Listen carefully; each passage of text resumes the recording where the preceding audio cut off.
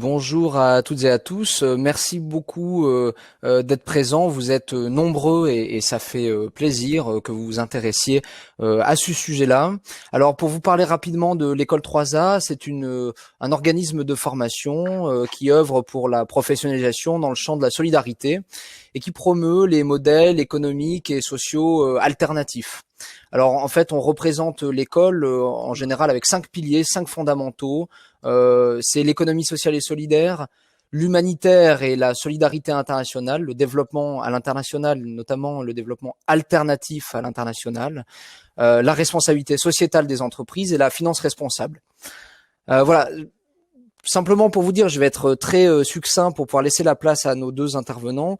Cette période, effectivement, met en exergue beaucoup d'interrogations et on le sent aujourd'hui quant à l'avenir de nos modes de vie. On discute tous de notre avenir, de nos modes de vie, des modèles de demain.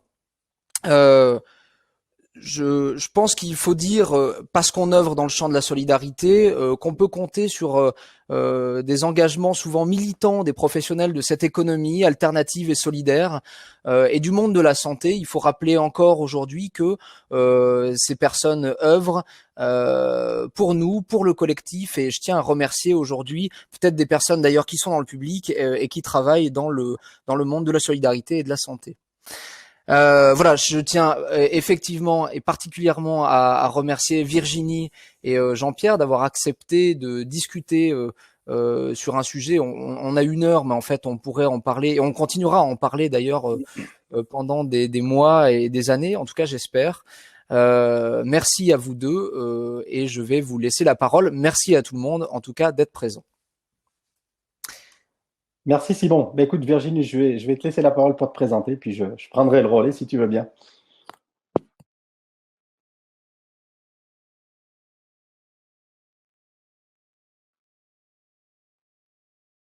Petit souci de micro Virginie, je crois.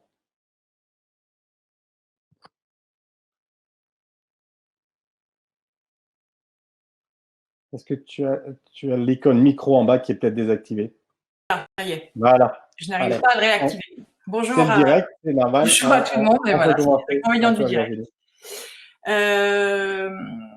Donc moi, je m'appelle Virginie Resson-Victor. Je suis géopoliticienne et historienne de formation et désormais spécialisée dans le domaine de la prospective. Je dirige un laboratoire de recherche qui s'appelle le LEPAX, qui signifie Laboratoire d'études prospectives et d'analyse cartographique. C'est un laboratoire privé, indépendant, de recherche appliquée donc en géopolitique et prospective, et dont on connaît parfois certains travaux. Par exemple, jusqu'à l'année dernière, en fait, c'est le laboratoire qui était en amont de l'émission Le Dessous des cartes, qui préparait donc l'émission du Dessous des cartes, et puis certains pourront peut-être connaître aussi des ouvrages qui s'appellent Les Futurs du Monde, qui sont des ouvrages, des atlas de prospective. Voilà ce que je peux dire sur ce que je fais, sur mon activité. Merci Virginie. On va partager le temps de parole et de réponse après avec les questions du public. Donc, on a essayé de se compléter sur ce travail-là. Alors, moi, je m'appelle Jean-Pierre Véranche. Je suis depuis maintenant 27 ans en charge de projets dans le monde sur des gestions de crises, de conflits et de crises sanitaires. Donc, j'ai eu l'opportunité de travailler en Afrique, en Asie, en Amérique latine, au Proche-Orient sur tout un tas de crises. Et je citerai tout à l'heure ce que c'est qu'une crise. On va articuler cette présentation sur… Moi, je vais présenter l'analyse de la crise. Une crise sanitaire, c'est quoi? On va faire le lien technique avec la gestion technique d'une épidémie, pour bien comprendre ce que c'est, l'économie de la santé, les répercussions. Et puis le lien aussi qu'il faudra qu'on fasse, même si là, on n'aura pas suffisamment de temps, mais entre l'écologie, l'environnement, l'homme, l'animal, et ce qu'on appelle les maladies émergentes, puisqu'à 60%, elles sont liées à ça. Voilà, moi je ne suis pas conférencier de métier, je suis aussi formateur à la moitié de mon temps, où j'enseigne notamment à 3A, Lyon, Paris et Rennes, mais aussi à l'université de Clermont-Ferrand, d'Aix, sur différents domaines qui sont la gestion de conflits, la gestion de crise, la coordination de missions et ainsi de suite. Alors, comme je suis pas conférencier, j'ai quelques anti-sèches pour éviter de tomber dans le panneau. Et bon, j'aimerais commencer, comme l'a fait Simon, pour effectivement avoir une pensée pour tous les gens de près ou de loin qui sont touchés par cette maladie, que ce soit les patients, les familles, et puis évidemment les soignants, pour les personnes âgées, pour les gens qui sont en situation de handicap aussi. Donc voilà, on a une pensée pour ces gens-là. On va pas dénigrer la situation, on va apporter un éclairage peut-être différent de ce qui peut être donné par les médias, qui tentent à faire assez peur quand on entend les morts, et on va essayer de relativiser un petit peu ça. Alors, pour commencer, déjà donner une analyse. Ma première épidémie, c'était en 94 sur le camp de réfugiés de Benako lors de la crise du génocide du Rwanda, où j'ai été confronté la première fois de ma vie à une épidémie en direct de dysenterie et de choléra qui a fait des milliers de morts en quelques semaines. Donc, la santé, c'est un état de complet bien-être physique et mental et social. Ça, c'est la définition de l'OMS. Ce qui veut dire que tous ces paramètres-là doivent être réunis pour être en bonne santé. On parlera aussi de la santé publique, qui, elle, malheureusement, on voit bien dans beaucoup de pays, est la dernière roue du carrosse, puisque c'est le parent pauvre de la santé. On verra un petit peu ce que c'est. Alors, actuellement, on est dans une crise. Une crise, c'est un changement brusque, soudain. Donc, c'est quelque chose qui provoque une déstabilisation d'un État, d'une entreprise, d'une famille, qui peut être plus ou moins long, d'ailleurs. Et on sait quand ça commence, on ne sait pas quand ça s'arrête. Là, on est dans une crise qui est sanitaire parce qu'elle est liée à un événement de santé, donc la crise sanitaire du coronavirus. Alors, on peut très vite tomber dans une autre définition qui est une catastrophe, et on parlera de catastrophe sanitaire, qui, elle, la catastrophe est un événement qui engendre des perturbations, des déstabilisations, des destructions même, qui excèdent donc la capacité normale de pouvoir répondre à ça. Donc la catastrophe sanitaire, c'est lorsque justement les équipements de santé, les établissements ne sont plus capables de répondre. Et dans ce cas-là, on a une saturation des services de soins. Alors on parle de cette épidémie. L'épidémie, c'est un fléau qui touche enfin une augmentation rapide de l'incidence d'une maladie dans un lieu donné, dans un temps donné. Voilà, ça va durer quelques mois, quelques semaines, parfois quelques années. On a l'épidémie de SIDA, c'est toujours d'actualité. Ça fait plusieurs décennies que ça dure.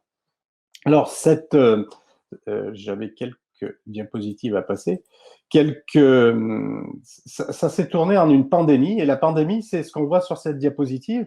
C'est quand, ça va un peu vite, je reviens en arrière, c'est quand justement une large partie du globe est touchée. Donc, c'est-à-dire qu'on a une augmentation de cette épidémie au niveau géographique, un élargissement, qui fait que là, on a, au jour d'aujourd'hui, puisque le site de John Hopkins nous donne les chiffres à jour, 1 300 000 personnes qui sont touchées dans le monde, avec au jour d'aujourd'hui 72 000 décès, 72 600 décès, répartis sur 184 pays. Et je crois qu'on a 194 pays dans le monde. Donc voilà ce qu'est une pandémie. C'est réparti vraiment de manière assez homogène sur la planète. Alors tout le monde n'est pas touché de la même ampleur. On a des vagues. On a eu de la vague asiatique. On a la vague européenne actuellement, on est dedans, et la vague américaine et sud-américaine qui tente à se prononcer. Et on en reparlera plus tard, le quid, c'est la vague africaine. Qu'est-ce qui va se passer? Est-ce qu'ils vont être touchés ou pas? Quel va être l'impact? Lié au fait que ce sont des pays, pour la plupart, dans des situations de précarité. L'accès à l'eau, on a quand même 2 milliards de gens sur la planète qui n'ont pas accès à l'eau, à l'assainissement. Donc quand chez nous, on nous dit qu'il faut nous laver les mains, c'est facile, on a de l'eau et du savon. Dans un quart des foyers dans le monde, ce n'est pas le cas, et surtout en Afrique. Donc ça, c'est déjà une grosse problématique de développement, auquel on reviendra là-dessus.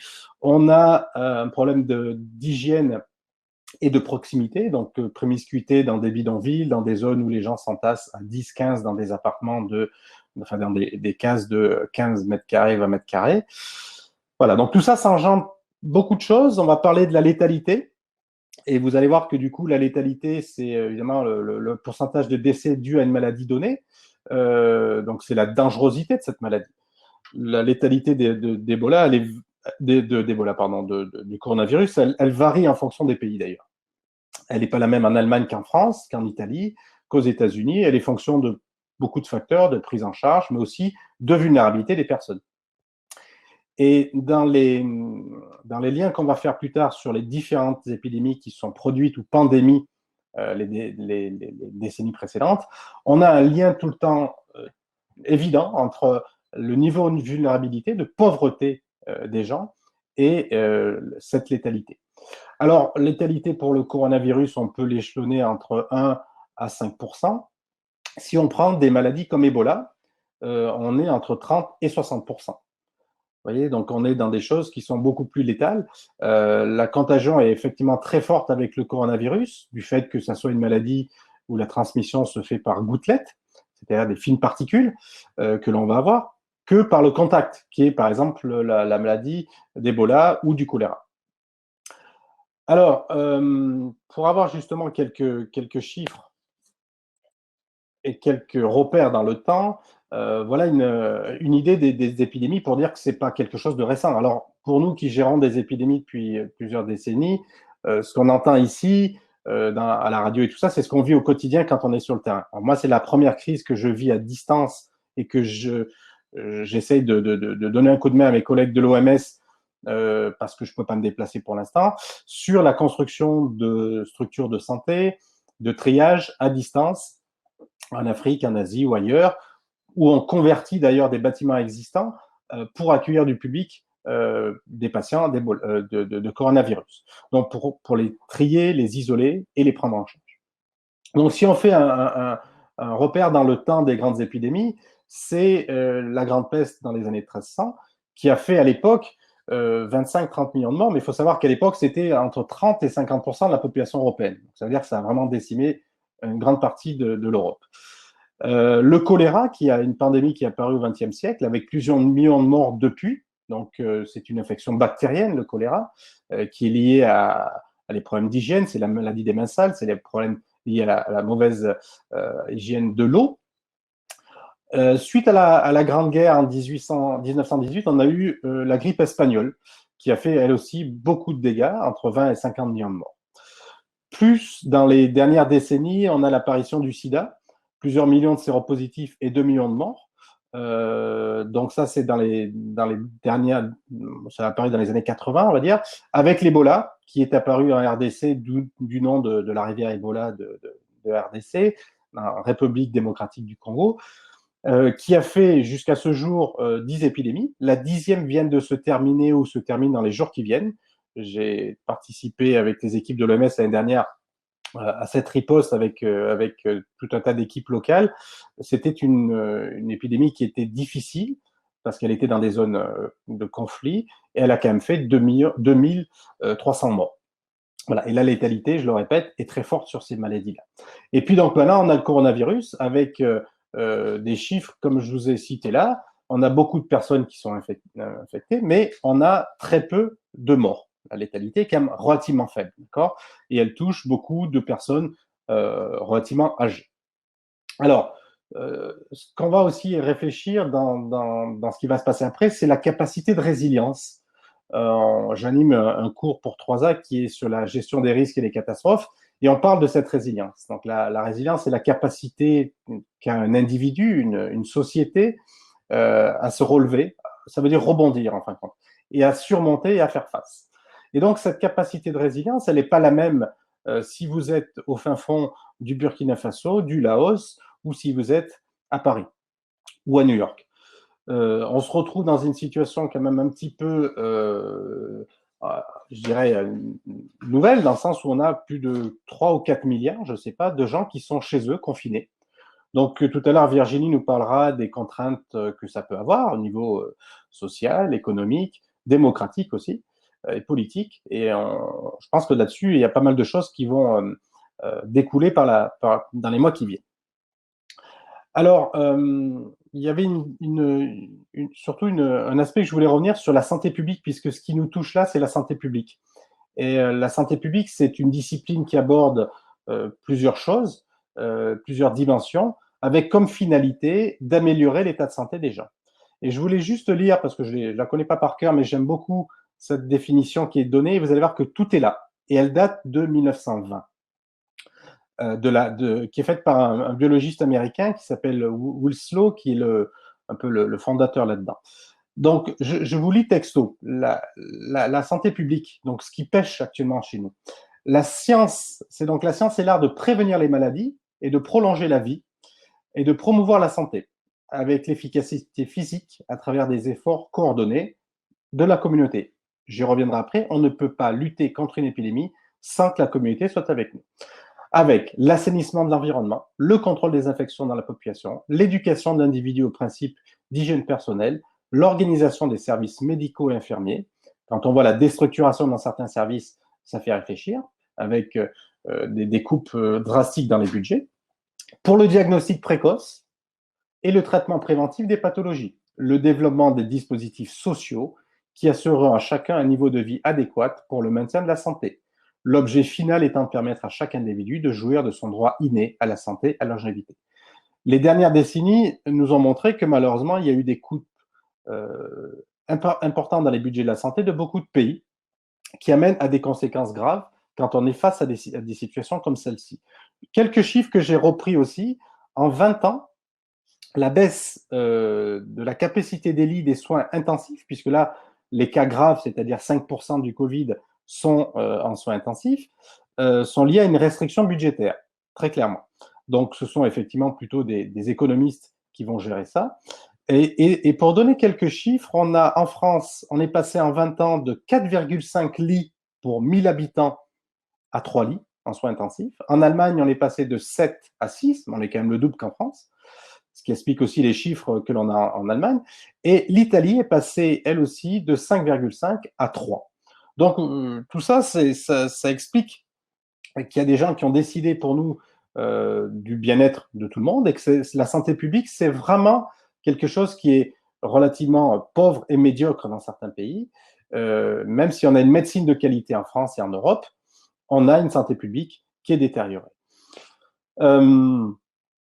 D'autres chiffres intéressants à comprendre, puisqu'on en viendra à parler des pays moins développés tout à l'heure, c'est 2-3 chiffres qui font réfléchir. En France, on a en moyenne, puisque tous les départements ne sont pas égaux à ce titre, une moyenne de 280 à 350 médecins pour 100 000 habitants. Si on prend un pays comme la Guinée, qui a été fortement touché en 2014, on a entre 3 et 5. Le Libéria, le pays voisin, pas plus. 3 et 5 pour 100 000. Donc, vous voyez le décalage que l'on peut avoir dans ces cas-là. Et ce qui fait que quand il y a une épidémie qui se propage dans des pays vulnérables, c'est une catastrophe rapide parce que, justement, on n'a pas les moyens de faire face.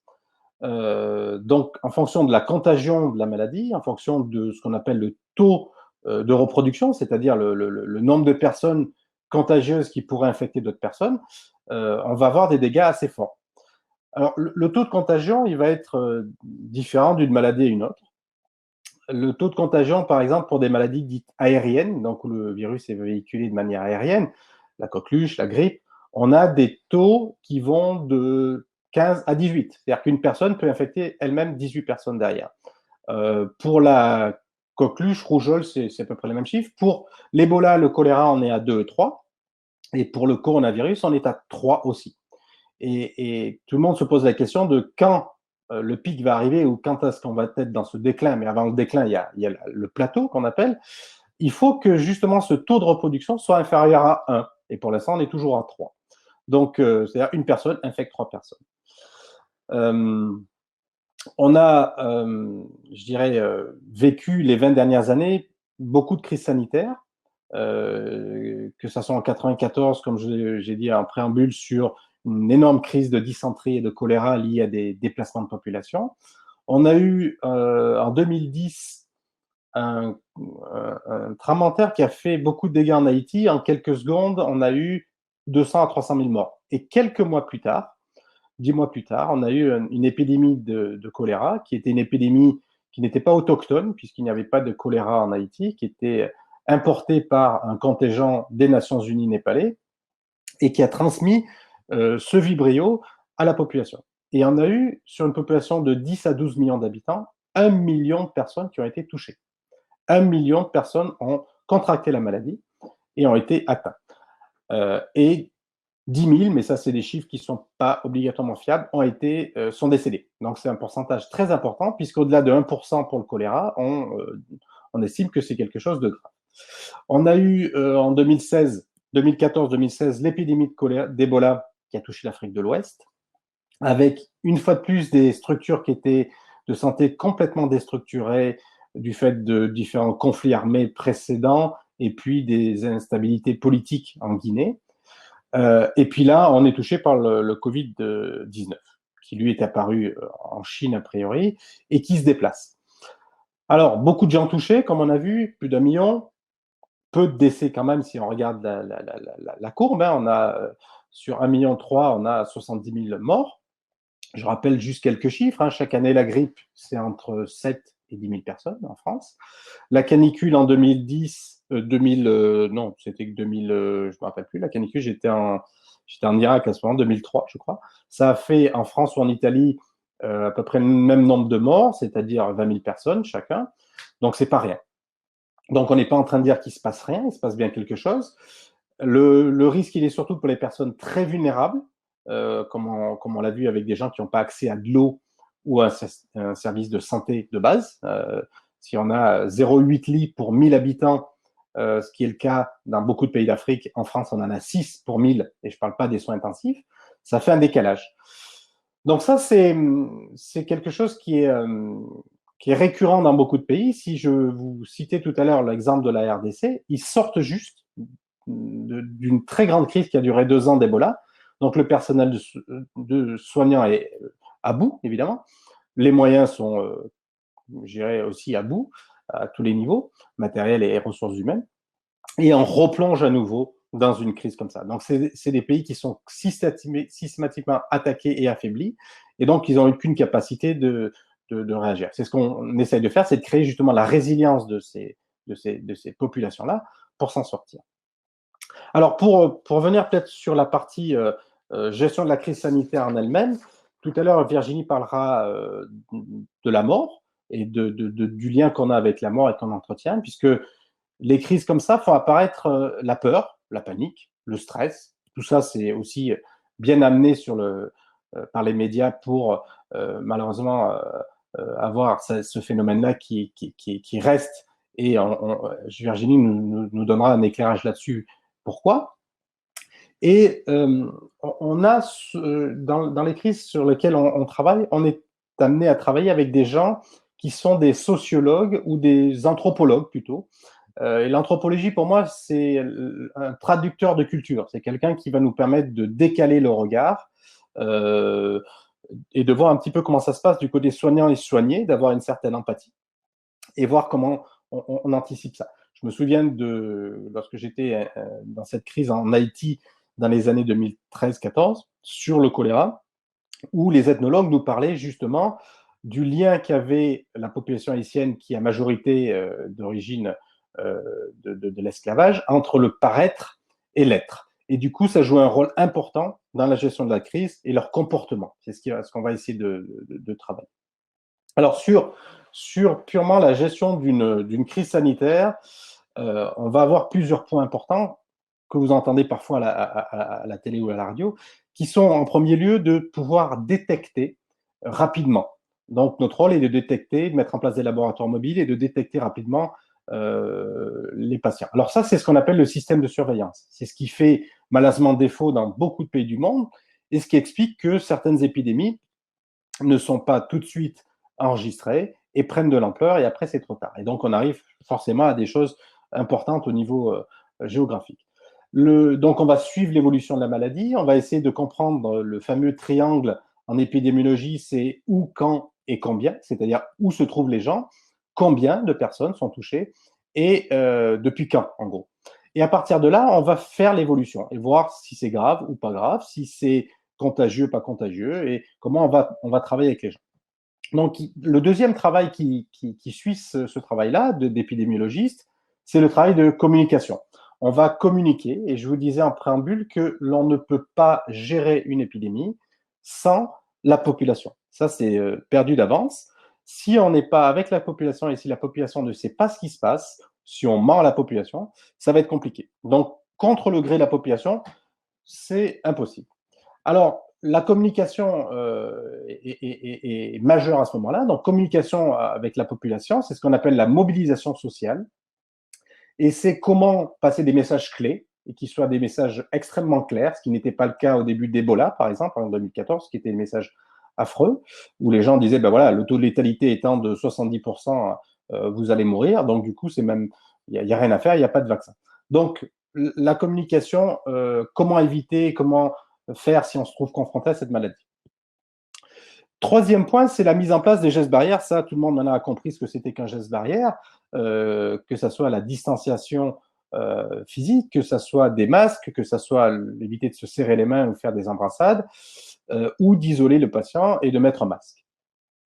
Donc, les gestes barrières, ça va être aussi énormément lié à l'hygiène, le lavage des mains.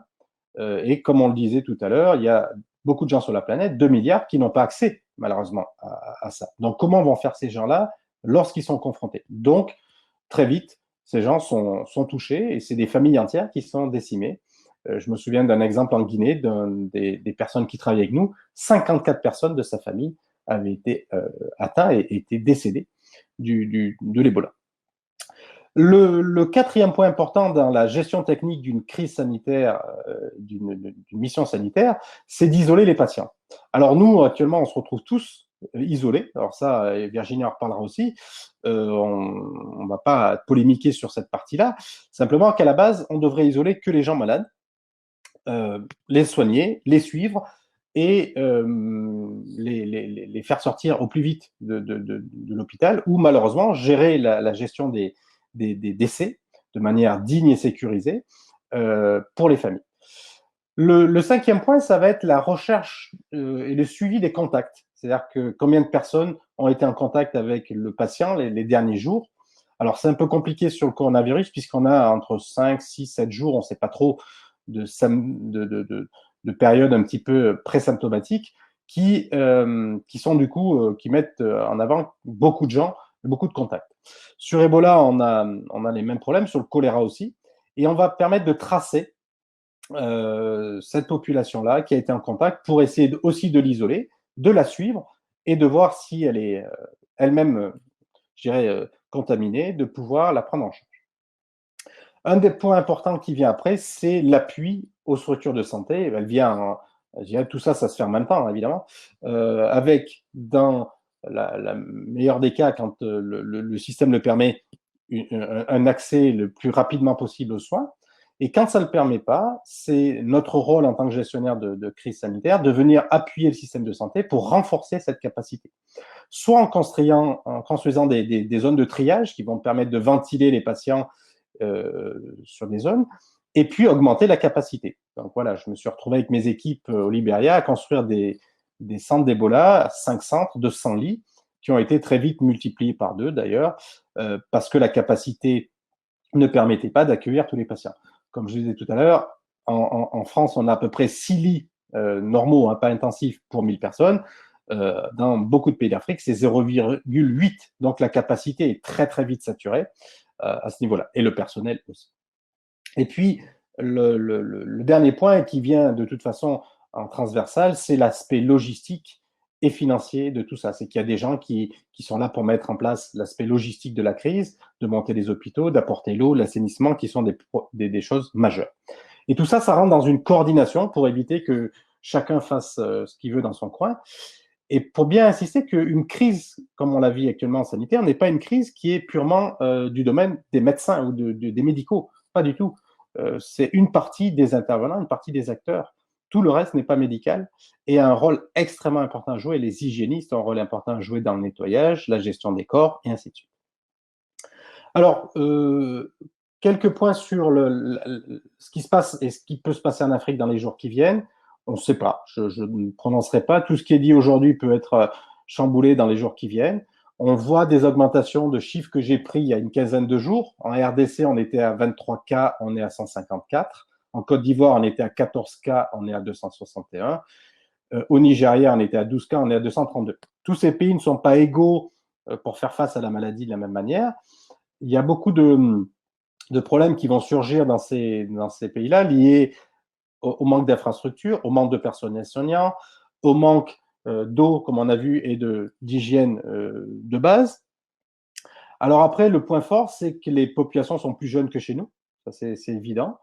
Il y a aussi une capacité de résilience qui est bien plus forte que chez nous, avec aussi, dans certains cas, des programmes qui ont été mis en place après l'épidémie d'Ebola dans une dizaine de pays, où j'ai eu la charge à une époque de cette partie-là pour l'Organisation mondiale de la santé, de diffuser des programmes de préparation. Donc la préparation aux épidémies, la préparation aux catastrophes, pour être, je dirais, formé. Il faut savoir que la réponse en urgence coûte à peu près 7 fois plus cher qu'une réponse préparée. Donc vous voyez que ce qu'on fait actuellement, ça sera chiffré en milliards sur la gestion de la crise. Et je ne parle pas des dommages collatéraux dont nous parlera tout à l'heure Virginie, qui sont énormes, évidemment. Mais la gestion de la crise, là, pour l'instant, ça nous coûterait 7 fois plus cher que si ça avait été anticipé. On ne peut pas tout anticiper, on ne peut pas tout anticiper à tous les niveaux, mais on aurait pu, évidemment, avoir un impact beaucoup plus léger que ce qu'on a là. Alors, dernier point que j'aimerais aborder, c'est la partie, le lien entre l'environnement, l'écologie et l'émergence de ces virus qui sont dans des virus émergents depuis une cinquantaine d'années. On a un lien évident entre l'homme et l'animal qui est là depuis, je dirais, maintenant plus de 50 ans. Si on prend un exemple comme l'Inde, puisque je ne vais pas rentrer sur l'histoire du pangolin et du coronavirus, parce qu'on n'a pas toutes les données, et donc je ne veux pas m'avancer là-dessus, mais sur des choses concrètes comme l'Inde et la rage, avec les épidémies de rage qui ont eu lieu, c'est un lien très clair entre la disparition des vautours, dû au fait que les carcasses des animaux étaient infectées par un médicament, et donc du coup les vautours, les équarrisseurs naturels n'étant plus présents dans le milieu naturel, ce sont des chiens qui ont pris la place. Et une prolifération de chiens importante et de rats qui étaient par milliers en Inde. Et on a vu apparaître très rapidement un pic de rage au sein de la population indienne, mais extrêmement fort. Le paludisme, pareil, c'est une maladie qui est en partie liée à la déforestation aussi. Ce sont ce qu'on appelle des zoonoses, donc des maladies qui ont un lien entre l'animal et l'homme. Donc 60% des maladies émergentes sont des zoonoses. Donc ça sera une réflexion à avoir vraiment sur la manière dont on gère la planète, la déforestation. Il y a une production de produits comme le soja, comme le coco ou autre, qui justement engendre cette déforestation majeure. Alors, je vais finaliser ce que je voulais vous présenter en passer la parole à Virginie sur le fait que ce bouleversement des écosystèmes et des biodiversités font apparaître des maladies émergentes, qu'en 2025, 50% de la population sera urbaine, donc ça aura une incidence aussi là-dessus, que le fait d'aller justement de plus en plus dans ces phénomènes de déforestation, on est en lien avec des micro-organismes nouveaux pour l'homme, donc on n'est pas préparé. Et on voit apparaître exactement ce que l'on voit là, avec le coronavirus, entre autres, sur tout un tas de choses, je dirais, liées à cet impact. Voilà, donc je ne m'étendrai pas plus sur ça. Je vais laisser la parole à Virginie, puis j'aurai plaisir à pouvoir répondre à des questions s'il y a des questions qui apparaissent là-dessus et d'apporter quelques points de conclusion qu'on fera en commun sur moi. À toi, Virginie. Merci. Eh bien, écoutez, merci Jean-Pierre. Alors moi, je vais développer, je vais aborder cette crise sanitaire sur un terrain très différent. Pour essayer de compléter un petit peu cette analyse, cette revue de ce qui se passe. Et l'objectif étant de répondre à la question de savoir si cette crise marque le retour de l'intérêt général au cœur des politiques publiques et si elle peut faciliter la transition de nos sociétés vers d'autres modèles de développement qui soient à la fois plus durables, moins prédateurs en termes de ressources, plus respectueux des écosystèmes et enfin moins inégales entre les hommes. Et comme je ne suis pas devin, je suis prospectiviste et qu'au-delà des prochains mois, l'histoire est particulièrement incertaine, je ne vais pas m'avancer à faire des scénarios, mais je vais en revanche essayer de paramétrer la crise pour bien comprendre ce dont on parle, voir ce qu'elle révèle et imaginer de quelle façon cela engage la suite de l'histoire justement vers des scénarios, vers des des modèles de développement plus durables ou pas. Et donc, je vais commencer. Donc, Jean-Pierre vient de nous proposer une lecture de la crise sanitaire, et moi, je vais, pour ma part, évoquer 7 facteurs qui inscrivent donc cette épidémie dans son contexte bien spécifique, puisque c'est bien dans ce contexte que naîtra aussi la suite de l'histoire, et non pas du phénomène épidémique, puisque le phénomène épidémique, on vient de le dire, c'est un phénomène tout à fait récurrent sur le plan historique. On en est là qu'à un énième épisode de la sorte, et certainement pas le plus grave, on y reviendra. Donc, premier facteur à prendre en compte, c'est l'origine de la pandémie. Jean-Pierre vient de le dire, c'est le point de contact, l'origine de l'épidémie, c'est au point de contact entre les animaux sauvages et les hommes, en l'occurrence. On parle cette fois d'un pangolin, même si tout n'est pas, les études ne sont pas terminées sur ce point. Ça aurait pu être une chauve-souris, une poule, ça aurait pu être une civette, ça aurait pu être un singe, mais aussi un dromadaire, une vache, ou encore une puce de rat, comme ce fut le cas dans tous les épisodes épidémiques de ce type précédent. Donc, en ce sens-là, une fois de plus, le scénario que nous vivons n'est pas nouveau. En revanche, ce qui est nouveau, c'est notre exposition au phénomène avec la progression de deux choses. D'abord, le déboisement et d'autre part, l'élevage intensif, qui ensemble vont augmenter la proximité entre les hommes et les animaux, et donc en même temps, donc, qui augmente le risque pour ce type d'épidémie à se développer. Et donc, il est tout à fait possible, on ne peut pas exclure qu'une autre épidémie de ce type se développe dès l'année prochaine, dès 2021. Donc, on n'est pas forcément dans un phénomène exceptionnel, on est dans un phénomène possible et tout à fait reproductible. Et donc ça, c'est la première leçon qu'il faut tirer de cette épidémie, c'est que elle doit tout de suite nous inviter à préparer la prochaine épidémie sans penser que celle-ci est tout à fait exceptionnelle. Deuxième élément de contexte spécifique, c'est le lieu où a démarré l'épidémie. À Wuhan, en Chine, ce n'est pas un lieu anodin puisque nous parlons là d'une ville industrielle qui est située au cœur de la Chine et surtout au cœur de l'économie mondialisée. Et c'est une ville où, par exemple, de nombreux groupes internationaux sont implantés dans de gigantesques zones industrielles. Et c'est donc là aussi où l'épidémie s'est transformée en crise internationale, avant même d'ailleurs de devenir une pandémie. Puisque en arrêtant l'économie à Wuhan, le Covid-19 finalement a interrompu la chaîne industrielle chinoise et donc a ralenti tout le système économique qui dépend de cette chaîne industrielle, dont le nôtre. Résultat, avant même que le virus fasse son chemin en Amérique, le prix du baril s'est effondré, s'est effondré et les places boursières ont commencé à dévisser. Là non plus, pas une révélation, mais la confirmation d'un fonctionnement tout à fait systémique de l'économie mondialisée. Et c'est même d'ailleurs la clé de sa performance, cet aspect systémique, cette complexité, la clé de sa performance, mais aussi la clé de sa fragilité. On voit bien que ce qui a fait sa performance fait aujourd'hui sa grande fragilité.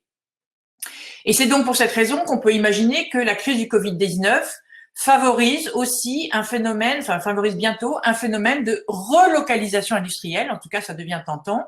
Relocalisation industrielle, mais aussi relocalisation agricole pour réduire justement certaines de nos dépendances qui nous ont fragilisés, qui nous fragilisent sur le plan économique comme on le voit aujourd'hui. Alors, évidemment, d'un point de vue écologique, on pourrait se réjouir justement de cette relocalisation que beaucoup appellent de leur vœu depuis longtemps. On pourrait se réjouir du fait que nos biens, les biens que nous consommons, ne fassent pas 3 fois le tour de la planète avant d'arriver jusque dans nos foyers. On peut se féliciter que nos supermarchés donnent enfin la préférence aux produits locaux. Mais ce qu'il faut bien comprendre, c'est que d'abord, on ne pourra pas défaire en quelques mois un système extrêmement complexe qui a été mis en place sur plus de 30 ans. Donc, il faut pas s'attendre. C'est pas le grand soir encore. On est face à une question et la réponse risque d'être longue à mettre en œuvre. Et ensuite, l'autre chose qu'il faut bien comprendre, c'est que le prix à payer pour cette délocalisation, qu'elle soit agricole ou industrielle, sera très lourd. Sans doute pas forcément pour le prix le plus cher à payer, ce sera pas celui que paieront les pays, nos pays, c'est-à-dire les pays occidentaux, mais les pays émergents et les pays en développement, dont je vous rappelle qu'ils ont été asservis par la mondialisation, ils ont été asservis à nos marchés et à l'économie mondialisée. Donc, il est extrêmement important de garder ça en tête. Et je vous rappelle aussi que la crise syrienne est venue nous rappeler que la stabilité de l'Europe dépend de celle de ses voisins et que nous sommes donc directement concernés par l'éventuel effondrement économique de nos voisins, même lointains en Afrique, qui serait lié justement à une relocalisation trop rapide des économies. Troisième élément de contexte tout à fait spécifique et déterminant pour l'histoire à venir, c'est le tourisme. Je reviens sur le point de départ, Wuhan. Wuhan, c'est le cœur industriel de la Chine, mais aussi, c'est aussi pour cette raison-là un nœud ferroviaire. En 2019, il faut savoir que 4 milliards de passagers sont passés par Wuhan. Évidemment, pour le virus, c'est une aubaine qui prend alors plusieurs destinations au même moment et qui, grâce au TGV chinois, peut gagner très rapidement les ports et les aéroports. Et là, il va bénéficier pour se propager du boom de la classe moyenne chinoise, de sa prédilection pour le tourisme et en particulier le tourisme de croisière. On compte aujourd'hui, par exemple, on compte aujourd'hui dans le monde 30 millions de paquebots de croisière, c'est-à-dire 3 fois plus qu'en 2000. Et ça, essentiellement, sous l'effet de l'essor des classes moyennes chinoises. Donc, une fois qu'il est monté à bord, eh bien, le virus gagne rapidement d'autres points du globe. C'est comme ça qu'il arrive en Europe, dans les bagages de passagers, à l'aéroport de Milan, à Roissy, qui se développe dans l'Oise ensuite. Il est arrivé comme ça aussi à Séoul, au Cambodge, dans un paquebot, ou dans les bagages de touristes en Haute-Savoie. Autre forme de tourisme, et je mets des guillemets au mot tourisme, on va parler du tourisme religieux qui a également joué un rôle important dans la propagation du Covid-19, puisque parmi les premiers foyers de diffusion, on trouve, rappelez-vous, une église chrétienne en Corée du Sud, un rassemblement évangélique de 2000 personnes à Mulhouse, ou, on en parle moins, la ville de Qom en Iran, une ville de pèlerinage chiite, d'où le virus a pu rapidement gagner l'Iran, l'Afghanistan, le reste de l'Iran, mais aussi l'Afghanistan ou l'Irak. Et donc, bien logiquement, ce mode de propagation, à la faveur des transports et du tourisme, va entraîner un phénomène que l'on refusait d'imaginer quelques semaines plus tôt, c'est la fermeture des frontières. Je dis bien on refusait d'imaginer parce que pour l'avoir évoqué dans plusieurs conférences encore au mois de novembre, c'est une hypothèse qui n'était jamais retenue. On vit dans un monde où les frontières ont disparu et là tout d'un coup nous sommes confrontés à une réalité tout à fait improbable et donc comme elle n'était pas probable, elle était possible mais elle n'était pas considérée comme probable, on n'était pas préparé. Et une fois de plus, c'est pas parce que ça n'était pas prévisible. C'est parce que on était dans une espèce de grand déni collectif et face à un risque trop important probablement pour qu'il soit accepté. Alors pour la suite de l'histoire, rien n'est certain, mais il est donc tout à fait possible, je parle là du tourisme, que pour réduire le risque, le secteur touristique donc se recentre sur une offre de proximité et qu'il profite du coup à l'occasion de la demande accrue pour un tourisme qui soit écologiquement responsable. Donc là, on pourrait se dire qu'effectivement, c'est une bonne nouvelle pour la biosphère. En revanche, ce qui n'est pas certain, il y a un secteur qui aurait beaucoup à perdre de cette réorientation des flux, c'est le secteur aérien, bien sûr. Et donc, la question qui est posée aujourd'hui, c'est de savoir quels arbitrages vont faire les pouvoirs publics pour ce secteur qui constitue tout de même un axe fort de notre développement avec des groupes comme Airbus ou des groupes comme Aéroports de Paris. Et on parle là quand même aussi de centaines de milliers d'emplois. Quatrième facteur caractéristique de cette crise sanitaire, ce sont les moyens et l'information scientifique.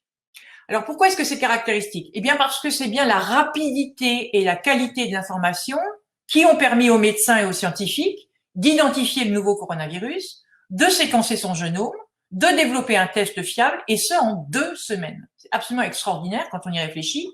Et c'est donc aussi grâce à cela que cette épidémie sera sans doute beaucoup moins mortelle que la peste noire, que la grippe espagnole ou même que la grippe de Hong Kong. Je rappelle quand même que la grippe de Hong Kong, on en parle peu, mais elle avait tué plus de 2 millions de morts, il y a une soixantaine d'années, pardon. Autrement dit, ce n'est pas l'exposition au virus qui détermine le nombre de victimes. J'insiste, ce n'est pas l'exposition au virus qui détermine aujourd'hui le nombre de victimes, mais c'est la rapidité du recueil de l'information et son traitement qui va permettre de prendre plus ou moins tôt le contrôle de l'épidémie.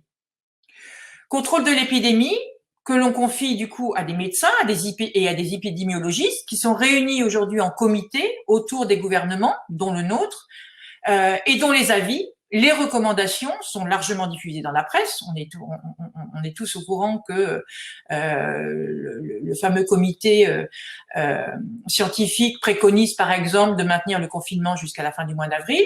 Donc des recommandations largement diffusées dans la presse et qui tiennent quasiment lieu de décisions politiques, ce qui là aussi est tout à fait sans précédent. Au point que en France et dans de nombreuses démocraties, on en vient très rapidement, on en est venu très rapidement à mettre en place des régimes d'exception, régime de crise d'urgence sanitaire par exemple, pour se conformer aux avis des médecins et à la préconisation des épidémiologistes. Or, il faut bien garder en tête, et avec tout le respect que j'ai pour les médecins et j'en connais au moins un ou deux qui sont en ligne, il faut bien garder, et je pense qu'ils me contrediront pas, c'est qu'un médecin, sa mission, c'est de sauver son patient.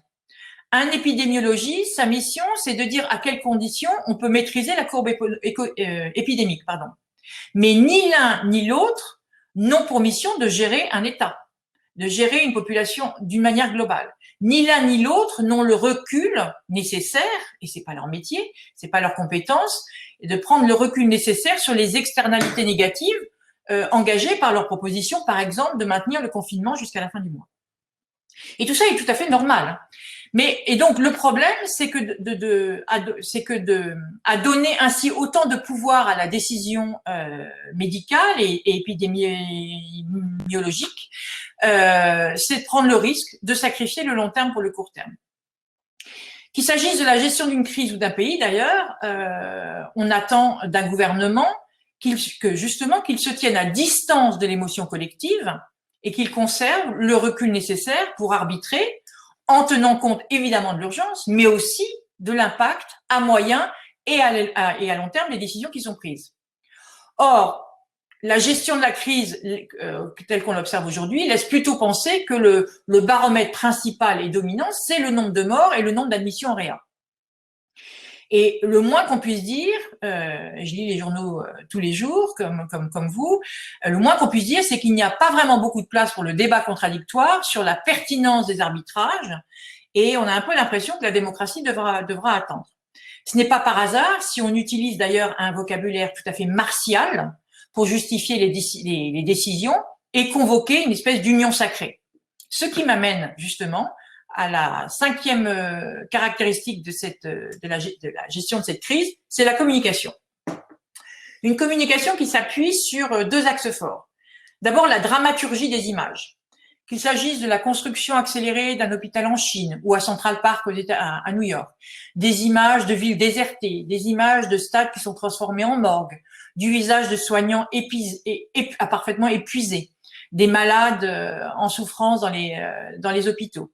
Dans les médias, on voit bien que tout indique que la situation est d'une gravité tout à fait exceptionnelle. Or, ces images, elles s'adressent à des sociétés où la mort est devenue inacceptable. J'allais dire même la mort est devenue invisible. Tout d'un coup, on redécouvre la mort. Alors que ça fait assez longtemps maintenant dans nos sociétés occidentales qu'on s'efforce de cacher la mort et que comme on est très protégé des catastrophes naturelles et des épidémies, justement, la mort ne se voit plus. Il faut dire aussi que nous sommes dans des sociétés vieillissantes où les limites de la mort doivent être repoussées donc toujours plus loin. Par exemple, on continue de soigner des cancers même à des âges très avancés, ce qui est évidemment quelque chose d'impensable dans des sociétés plus jeunes ou surtout des sociétés moins riches. On est dans des sociétés à risque zéro où c'est l'individu qui passe avant tout et sa survie, l'individu et sa survie qui passent avant tout et à tout prix. Et des sociétés donc où les assurances finalement vont nous décharger des arbitrages qui sont liés au coût de la mort. Combien coûte un mort, combien coûte une vie? Ça, ces arbitrages, on les fait plus puisqu'on les a complètement délégués. Et là, tout d'un coup, on se retrouve, on nous rappelle que la mort est présente, et donc on n'est absolument pas préparé, évidemment, à accepter ce retour de la mort, j'allais dire, dans notre paysage. Deuxième axe de la communication, c'est le décompte quotidien, justement, un décompte quotidien morbide du nombre de victimes du Covid-19 Et cette façon qu'on a de comparer les courbes entre elles, en particulier, par exemple, pour nous, la courbe française et la courbe italienne, mais pas seulement. Et donc, ces chiffres, ces courbes, nous laissent penser, là aussi, on utilise des échelles logarithmiques qui accentuent le phénomène et ils laissent penser, évidemment, qu'on est là face à un phénomène tout à fait exceptionnel. Et du coup, gare à celui qui ose dire qu'en réalité, cette épidémie, elle est peut-être pas si létale, pas si méchante que ce qu'on veut bien dire. Et si on peut pas le dire, c'est parce que seule la gravité de la situation peut justifier évidemment la gravité des mesures qui ont été prises, en occultant au passage le fait que la gravité de l'épidémie, elle n'est pas tellement liée à la létalité, d'ailleurs à l'agressivité du virus, mais davantage, en tout cas, elle n'est pas seulement liée, mais elle est largement liée à l'impréparation de nos sociétés, c'est-à-dire au manque de lits hospitaliers, au manque de masques et au manque de tests. On voit bien d'ailleurs comment des pays mieux préparés et mieux équipés, comme à Hong Kong ou en Corée ou au Japon, eh bien l'épidémie finalement a un taux de létalité bien moindre que dans nos sociétés, dans nos pays. Autrement dit, la diffusion des images et la publication de ces chiffres jouent un rôle tout à fait critique dans la gestion de cette crise. C'est elles qui viennent légitimer la décision politique et c'est elles qui viennent positionner finalement les dirigeants en chef de guerre, ce qui leur permet donc d'invoquer et de convoquer l'union sacrée et de faire accepter des mesures qui étaient tout à fait impensables en temps normal. Et donc, toute la communication est faite de manière à ce que le gouvernement devienne un sauveur, et pas qu'en France, hein, c'est quelque chose qu'on retrouve dans toutes les démocraties actuellement, même au Royaume-Uni, aux États-Unis, etc. Toute la communication est faite de manière à ce que les gouvernements deviennent les sauveurs et non plus les gestionnaires de crise, dont ils sont par ailleurs largement responsables. Et donc, l'ennemi, ce n'est pas la faiblesse de nos systèmes de santé, mais le virus. En réalité, c'est l'inverse. Mais dans la communication, l'ennemi, c'est le virus. Et à ce titre-là, il faut faire reculer le virus, il faut faire reculer l'effet de contagion, et donc on peut faire reculer la mort, bien sûr, à tout prix. Et donc il devient acceptable d'imposer le confinement, la fermeture des frontières, la suspension des libertés individuelles et l'absence de débat démocratique. Je sais que je suis un peu iconoclaste en disant tout cela, mais je ne fais jamais malheureusement qu'énoncer des faits.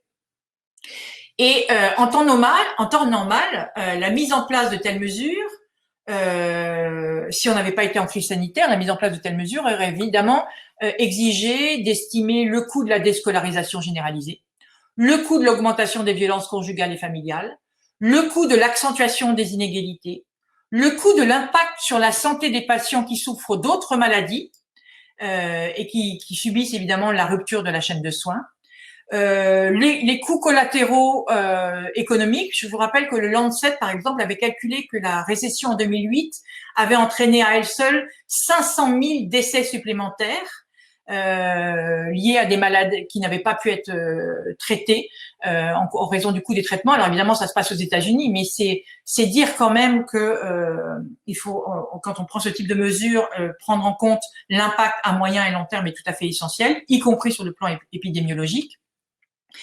En temps normal, il aurait fallu aussi estimer l'aggravation à venir des précarités sociales, des personnes isolées, malades, des indépendants, mais aussi l'impact à moyen terme de la fermeture des petites entreprises et des PME dont les trésoreries sont fragiles, et l'impact que ça va avoir sur les sociétés qu'elles fournissent. Il aurait fallu mesurer l'augmentation probable du chômage. Et ce qui est absolument incroyable, c'est de penser que le chômage est l'un des principaux arguments qu'on avance contre, entre guillemets, la transition de nos sociétés et contre, dans la lutte contre le réchauffement climatique. Donc nous y voilà. Donc non, tout ça, il n'y a pas de débat sur ces questions-là, et il devient même amoral finalement de le poser comme je viens de le faire.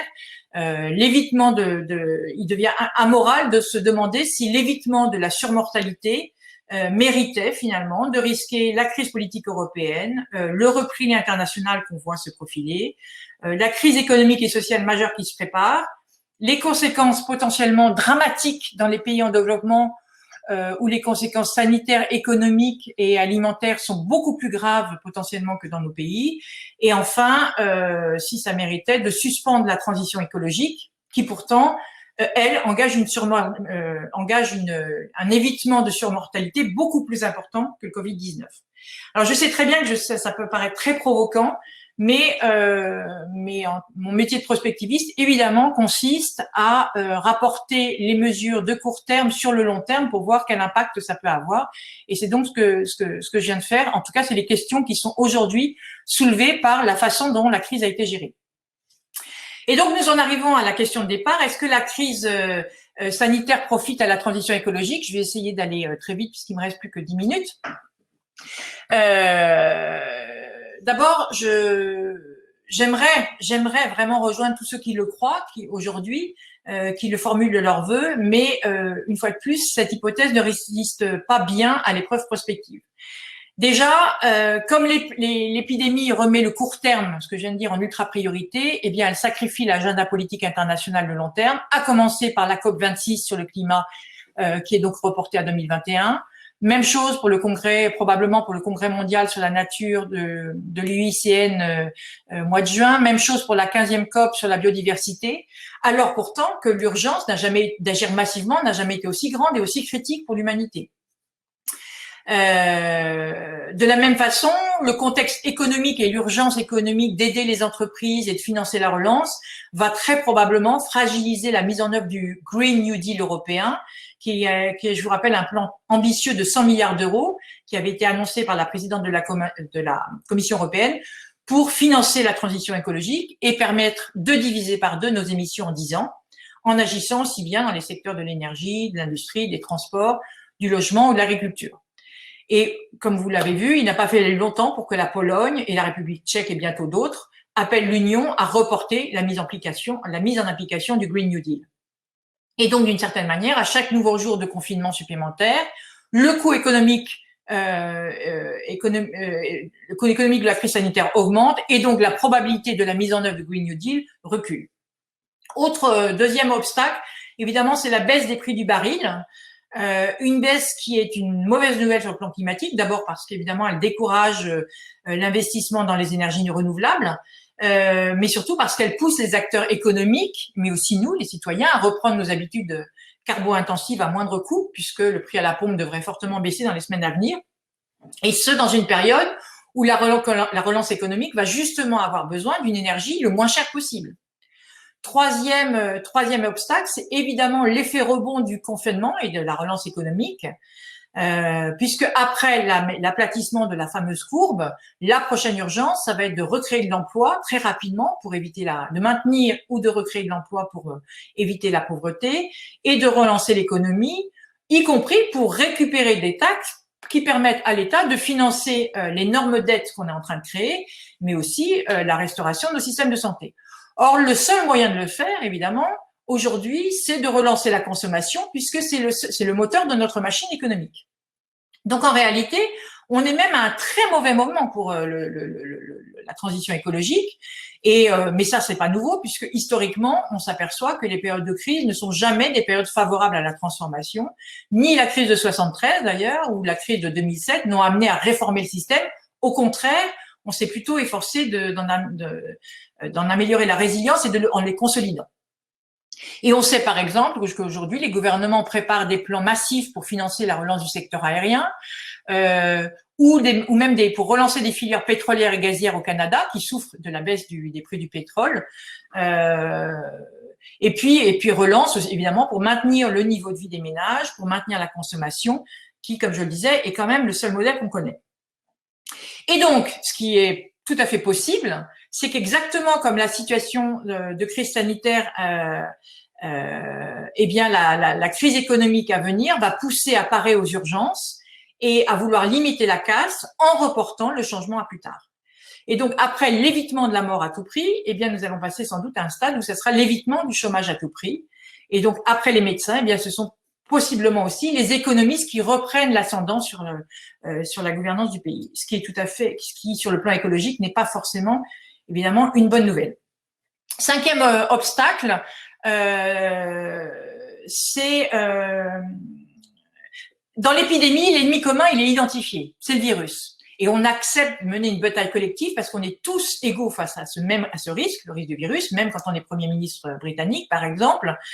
Donc, on peut évidemment convoquer une espèce de, ce que je disais, l'alliance sacrée. C'est pas du tout la même chose dans la mutation écologique. D'abord parce que le risque n'est pas le même pour tous, et puis parce que cette fois, l'ennemi, ce n'est pas le virus, il n'est pas externe. L'ennemi, c'est nos modes de vie, nos mobilités, notre régime alimentaire et notre consommation.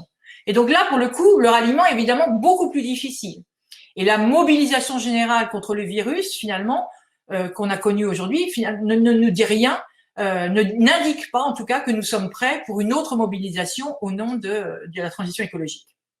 Et d'ailleurs, on peine à imaginer que le président Macron vienne aujourd'hui à la télé et qu'il nous annonce un train de mesures pour laisser les réserves de gaz dans le sol, pour stopper la commercialisation des pesticides, pour imposer des quotas aériens par personne, pour mettre en place une nouvelle taxe sur la viande de bœuf.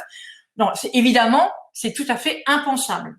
Et pourtant, l'exigence de protéger les Français, comme qui est invoquée aujourd'hui, est tout aussi justifiée dans le cas de la crise écologique que dans le cas de la crise sanitaire.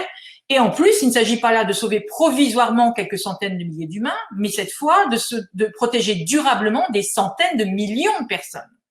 Et pourtant, à partir du moment où la mort est à distance, eh bien, on voit bien que l'acceptabilité de la contrainte n'est plus du tout la même.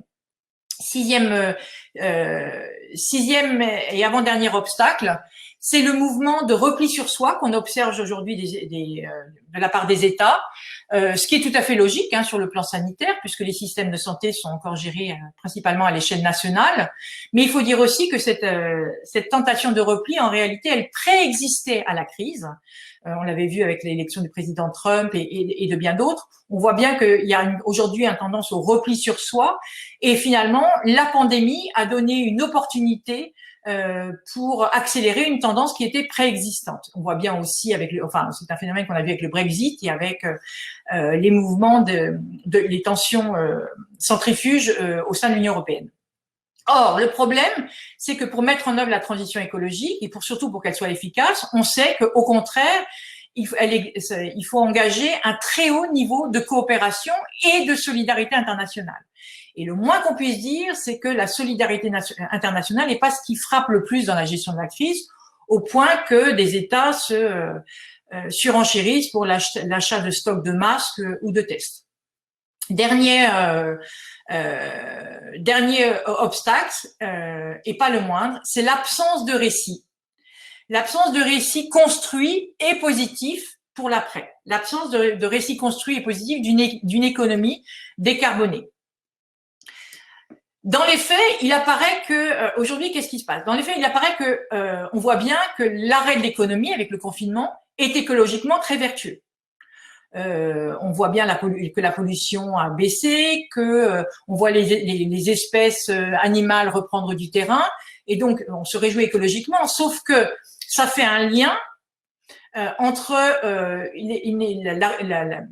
ça tendrait à dire que finalement la récession économique est la vertu écologique, à établir un lien, entre récession économique et mieux environnemental. En tout cas, le glissement peut être rapidement fait. Or, le prix humain de la récession à venir sera tel qu'on peine évidemment à imaginer que la crise économique qui s'annonce facilite l'adhésion massive à ce mieux-disant écologique. Il faudrait pour ça pouvoir démontrer que l'écologie n'est pas associée. Il faudrait que l'écologie ne soit pas associée à la récession. Il faudrait montrer au contraire que l'écologie est que la transition écologique est une voie de sortie de crise économique et sociale à venir. J'insiste, il faudrait qu'on puisse démontrer que la transition écologique est une voie de sortie de la crise économique et sociale qui s'annonce. Et or, on voit bien aujourd'hui dans l'urgence et dans la multiplication des appels à aider que le récit justement n'est pas prêt, que le projet n'est pas encore ficelé. L'écologie a annoncé, les mouvements écologiques, je vais un peu vite en disant l'écologie, les mouvements écologiques avaient annoncé la crise que nous vivons, il n'y avait pas elle était annoncée. Ils avaient proposé des voies pour la prévenir, pour l'éviter. En revanche, on se rend compte qu'on n'était pas prêt qu'ils n'étaient pas prêts pour la réponse, pour la réponse pour guérir la crise, si je puis dire. Et donc, d'une certaine manière, effectivement, on a aujourd'hui une incroyable occasion de mettre en place, par exemple, le revenu universel, une occasion de changer d'indicateur économique, de changer de fiscalité, mais de tels changements auraient exigé d'être préparés, d'être débattus, ce qui n'est pas le cas aujourd'hui. Et donc, on voit bien cette espèce de tension aujourd'hui entre un moment extraordinaire, et l'urgence, et cette tension finalement, une fois de plus, entre le court terme et le long terme. Alors paradoxalement, en France, le calendrier électoral va offrir un moment formidable à l'écologie qui pourrait bénéficier du vote par dépit. Et à cause du rejet des partis traditionnels, mais en même temps, ils n'arrivent pas forcément au bon moment. C'est-à-dire que après avoir eu le moment où on avait c'était le bon moment pour réformer, on n'avait pas les bonnes personnes. Maintenant, on arrive à une étape où finalement c'est le bon moment, mais on a les bonnes personnes, qui sont mobilisées, mais on n'est pas forcément au meilleur moment, puisqu'une crise économique n'est pas le meilleur moment. Alors, je voudrais juste terminer quand même comme je suis prospectiviste, je rappelle qu'il faut jamais écarter les scénarios alternatifs, fussent-ils moins probables. Et dans l'alternative, il y a quand même des choses que cette crise a fait ressortir et qui sont extrêmement positives pour la suite. Et je ne vais pas les hiérarchiser, je fais jamais qu'une liste rapide. La valorisation du métier, des métiers de type soignant, des enseignants, des éboueurs, des caissières, etc. Donc ça, c'est une très bonne nouvelle. Autre bonne nouvelle, le réinvestissement probable dans les systèmes de santé. Et puis cette crise a fait ressortir notre égalité devant la mort, ce qui est quand même quelque chose d'extrêmement important dans la prise de conscience. Ça a été aussi un rappel à l'ordre sur la fragilité de la condition humaine, donc ça amènerait évidemment à vouloir en prendre davantage soin. Ça nous a prouvé qu'on peut survivre en consommant moins. Ça a fait naître de nouvelles solidarités, quoique ça dépend à quelle échelle. Et puis ça nous a montré qu'on était capable de changer très rapidement, que la nécessité nous permettait de changer très rapidement. Et ça, c'est quand même une très bonne nouvelle, puisque si on est capable de changer aussi rapidement, on devrait pouvoir malgré tout engager une transition. Voilà, j'en ai terminé, j'ai été très rapide, je ne sais pas si j'étais très claire, et c'est très très compliqué, je dois vous dire, de parler à un ordinateur. Mais maintenant, je serais ravie avec Jean-Pierre de répondre à vos questions. Si tu permets, Virginie, je voulais rajouter un point important. Tu as parlé de tous ces dommages collatéraux. On peut parler aussi des pénuries et des émeutes de la faim qui sont dans certains pays en vigueur actuellement. C'est-à-dire qu'au jour d'aujourd'hui en France, si les gens veulent manger, ils peuvent aller en supermarché, ils ont accès à de la nourriture. Ce qui n'est pas le cas à Kinshasa, ce qui n'est pas le cas à New Delhi, partout, et que les gens les plus pauvres, eux, sont vraiment fortement touchés. Donc, qu'est-ce qui va se passer avec la prochaine vague si elle touche l'Afrique? Ça, au jour d'aujourd'hui, on n'en sait rien. Et on sait très bien qu'il va y avoir beaucoup de dommages à ce niveau-là, d'accès à la nourriture. Autre point sur le repli dont tu parlais, il y avait quelque chose d'intéressant, et dramatique, c'est que les magasins qui ont été pris d'assaut aux États-Unis quand il y a eu le confinement qui a été annoncé, c'était les magasins de nourriture, mais en même temps les armureries.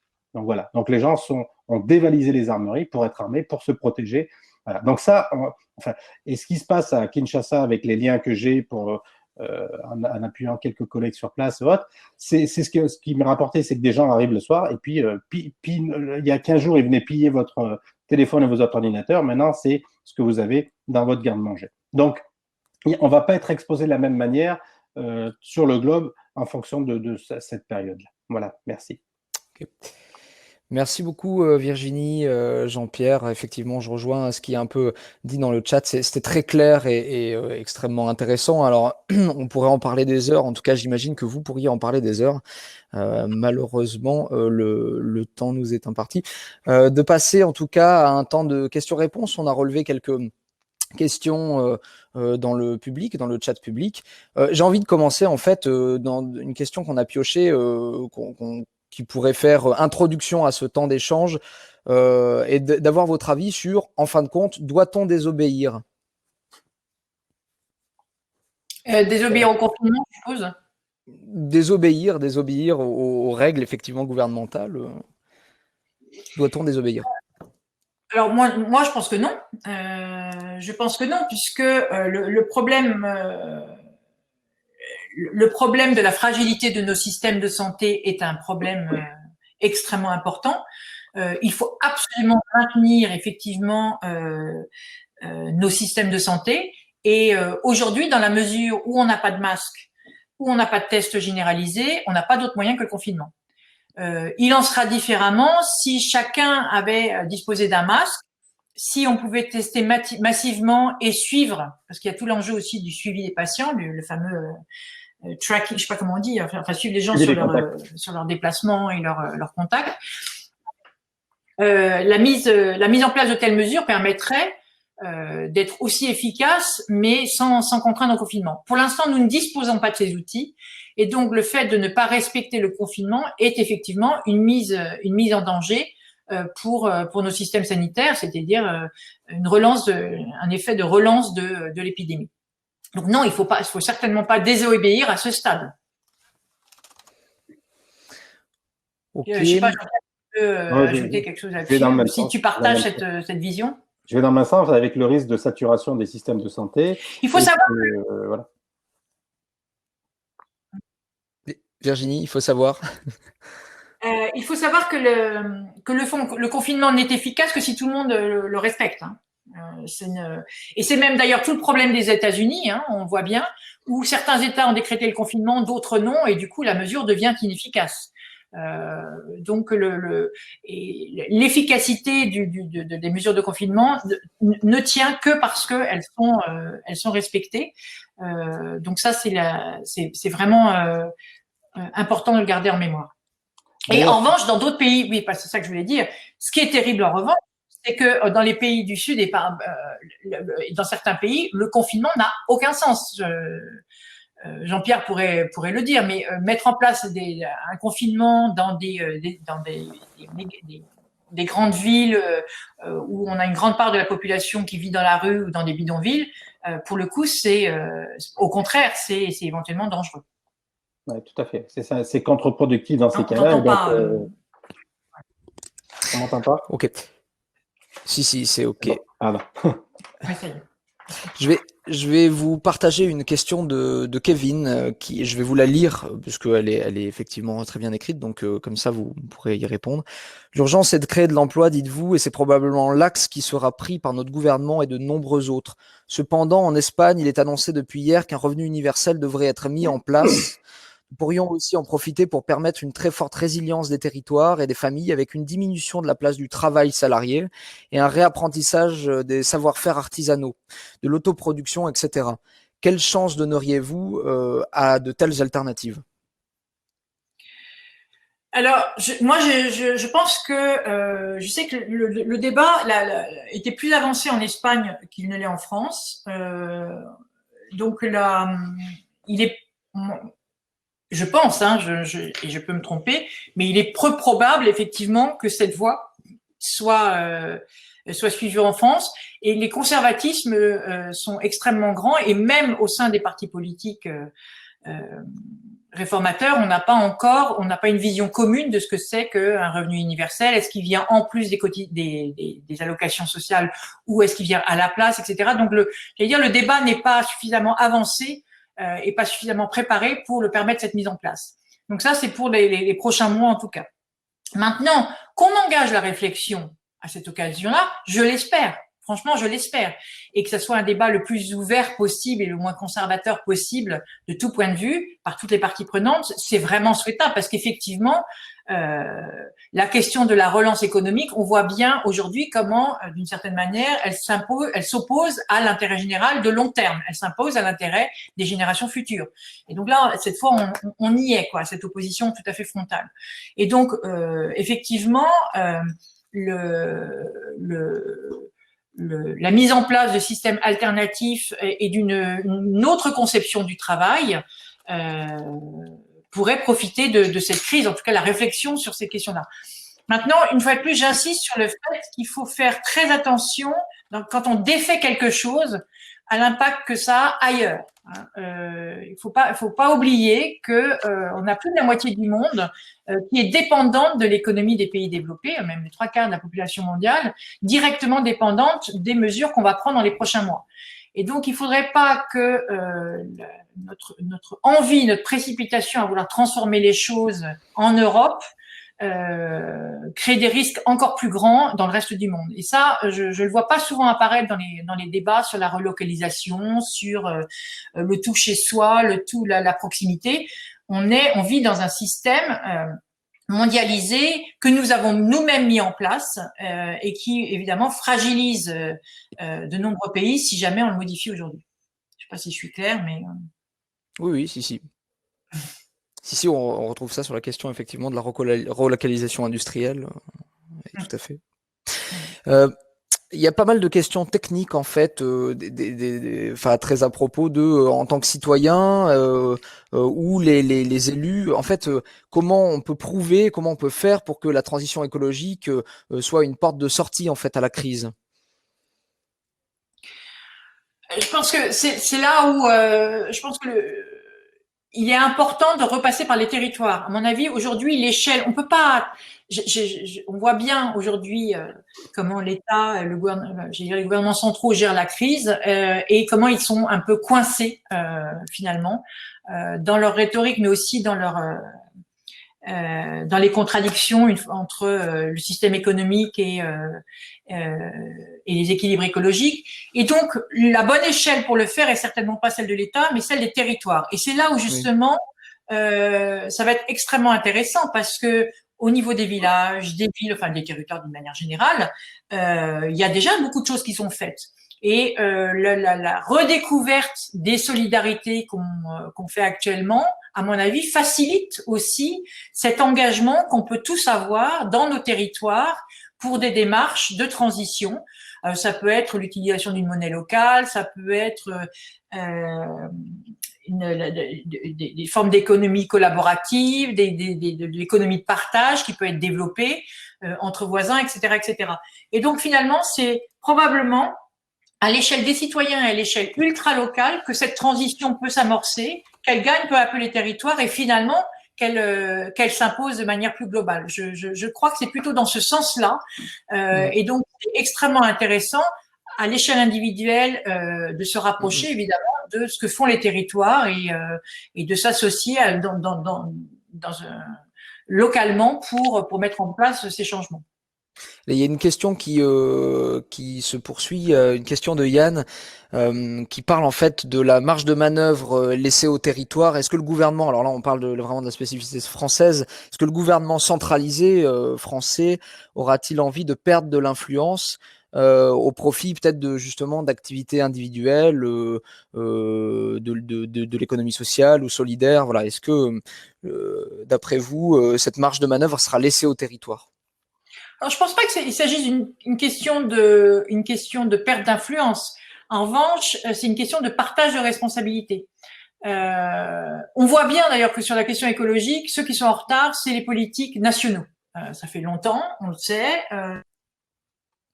Et on sait depuis longtemps aussi que les collectivités territoriales, ou même d'ailleurs certaines entreprises, mais surtout les collectivités territoriales, sont bien en avance sur ces questions-là, sur cette réflexion-là, sur le changement. Ce qui va être nécessaire en revanche, moi je ne crois pas que l'État ait envie d'empêcher ça. En revanche, ce qui est très compliqué, c'est qu'on a énormément de contradictions systémiques dans les lois qui régulent l'énergie, la distribution d'énergie, par exemple, la construction des routes, etc. Et où effectivement les territoires n'est pas assez aujourd'hui de possibilités de gérer finalement leurs décisions.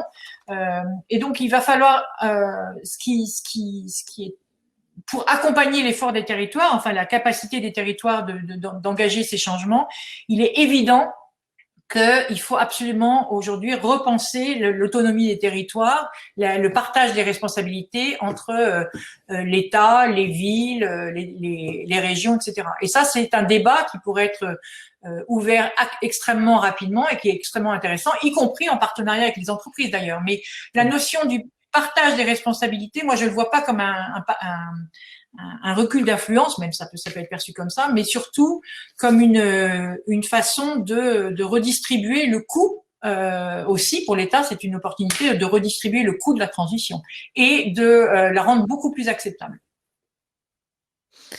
Alors, j'ai deux questions. Une pour poursuivre un petit peu cette discussion sur la place de l'État. Une autre, on viendra après sur la partie peut-être plus humanitaire et notamment les pays en développement. Par rapport à l'État, il y a eu des questions sur les craintes en fait qu'on peut avoir que cette épidémie engage le gouvernement à accentuer des politiques libérales ou voire même une organisation martiale en fait de l'État. Est-ce que c'est une crainte? D'abord, c'est pas, je veux dire, là, on a accéléré quelque chose qui était en route. Hein. Des lois d'exception, ça fait plusieurs qu'on absorbe coup sur coup. Il y avait eu celles qui ont été adoptées à la suite du terrorisme. On voit bien le niveau d'acceptation du contrôle des libertés individuelles qui ne cesse d'augmenter. C'est même extrêmement préoccupant. Et pour les personnes de ma génération, il y a certaines choses qui sont même très surprenantes, c'est-à-dire que on revient sur des droits qui ont été très durement acquis. Oui. Donc, et on voit bien, par exemple, que effectivement, la gestion de la crise est facilitée, c'est clair, dans des États où l'acceptation où l'individu n'est pas au centre de la société, mais la collectivité, ce qui est plus le cas dans les pays d'Asie, par exemple, et donc rend l'action publique beaucoup plus efficace, évidemment. Donc c'est ça qui est troublant sur cette succession de crises, c'est que ça fait progresser notre acceptation. Enfin, oui, le recul des libertés individuelles est un fait, ou plutôt le contrôle sur les libertés des libertés individuelles augmente. Enfin, je vois pas pourquoi il s'arrêterait. On sent pas d'ailleurs de mouvement d'opposition extrêmement fort, comme ça aurait été le cas, par exemple, dans les années 70, si les mêmes choses avaient eu lieu. Donc, oui, il est probable que cette tendance-là s'accentue. Maintenant, de là à arriver à un régime martial, non. Enfin, en tout cas, en France, j'y crois pas du tout. J'y crois pas du tout. Ne serait-ce parce que c'est de l'intérêt de personne et parce que c'est pas nécessaire. Des régimes, alors quant à l'ultralibéralisme, je pense que quand même là il y a une remise en cause et on voit bien une fois de plus l'opposition entre le développement et la performance économique à outrance et le fait que l'économie était l'opposition, oui, j'allais dire, entre nos modèles économiques de performance et de croissance et la durabilité et l'intérêt général. Là, ça apparaît sous la forme d'une crise sanitaire. Ça peut apparaître sous d'autres formes. Les catastrophes naturelles en sont une manifestation aussi. Enfin, l'accentuation des catastrophes naturelles. Donc, je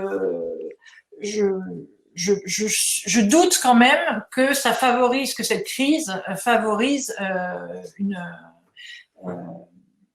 un retour, j'allais dire, au libéralisme. Mais maintenant, je pense plutôt qu'au contraire que on pourrait revoir apparaître des formes de keynésianisme dans les politiques de relance. Je pense que c'est plus probable. Maintenant, il est très compliqué de savoir aujourd'hui, parce que c'est vraiment la durée de la crise et du confinement, et donc de l'importance de la crise économique qui va déterminer la suite de l'histoire, et aujourd'hui, on ne le connaît pas. Ok. Sur le plan international, il y a une question qui se pose, c'est effectivement, alors peut-être Jean-Pierre, comment vont s'organiser les solidarités vers les pays en développement? En fait, la question c'est, est-ce que l'aide d'urgence est-elle amenée à être remise en question? Ce qui se passe actuellement est assez incroyable, c'est que j'ai eu plusieurs appels de collègues d'Afrique et autres qui me disent bon, quand est-ce que vous allez venir nous aider?